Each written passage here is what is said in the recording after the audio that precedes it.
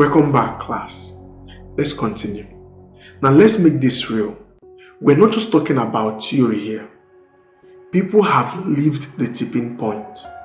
For example, two hush puppies executives, Owen Baxter and Godfrey Lewis, they were not sitting in boardrooms trying to save a dying shoe brand, but suddenly, out of nowhere, the brand tips back into fashion and explodes across America.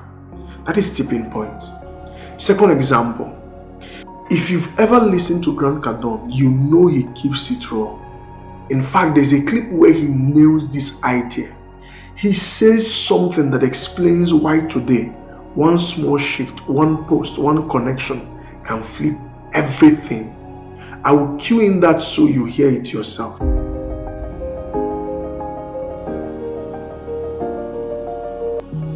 Right? My job is to get 8 billion people to know me. If enough people know me, they'll buy from me. How many believe that? I'm not going to be a slave to one person or one vertical or one niche or one partnership. You guys have the whole world at your access. The whole world. And by the way, if you can't get South Korea to talk about you, you can't get South Indiana or Indianapolis to talk about you. There's people in Korea that are tied to Hawaii, that are tied to Columbia, that know somebody in Indiana. And it can just bang out like that. And I also believe that if I could get enough people to know me in one market, I think that there's something that actually happens. I think if you could push out enough frequency about your brand, yourself, your ideas to enough people that you hit some critical mass. I don't know if any of you agree with this, but I think there's a spiritual component to where if you can vibrate through enough, all of a sudden other people start thinking, I know that dude. I've said this for years. If I can get enough people, a very small percentage of the population to know me, I think the other 99% become convinced they know me. I don't know if that's true or not, but I know that we go places today where people give me this look like, dude, I think I've seen you. Okay? We flew into Malta. Malta is, I didn't even know that Malta was a country. I thought it was a malt ball. I thought I was misreading it on the map. I'm like, dude, what do they do there? They make malt balls. There's like, no, it's a country called Malta. It's just south of Sicily. We flew into Malta, got in at 12:30 at night. There's 5 people in Malta waiting for us at the airport at 1 o'clock in the morning. We've never marketed to Malta. How many of you don't know where Malta is? Exactly. So it's a little tiny country just south of Sicily. It's about that big, literally about that big.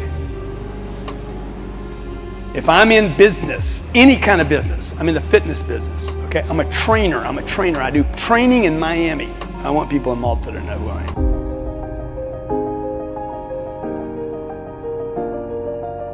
Welcome back, class. I know you had a bomb with that. Let's continue. Let's go darker. Let's talk about New York City in the 1980s and 1990s. Some of you have only seen this in movie, but it was real life. And I'm reading straight from Gladwell's pages, just so you hear it yourself.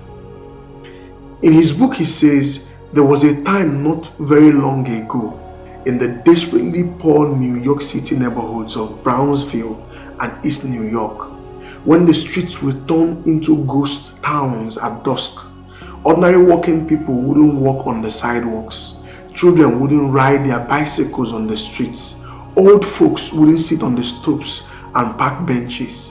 The drug trade ran so rampant and gang warfare was so ubiquitous in that part of Brooklyn that most people would take to the safety of their apartment at nightfall. Police officers who served in Brownsville in the 1980s and early 1990s says that in those years, as soon as the sun went down, their radios exploded with chatter between beat officers and their dispatchers over every conceivable kind of violence and dangerous crime. In 1992, there was 2,154 murders in New York City and 626,162 serious crimes, with the weight of these crimes falling hardest in places like Brownsville and East New York.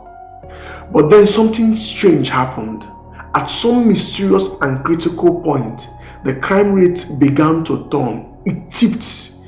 Within 5 years, murders has dropped 64.3% to 770, and total crimes had fallen by almost half to 355,893.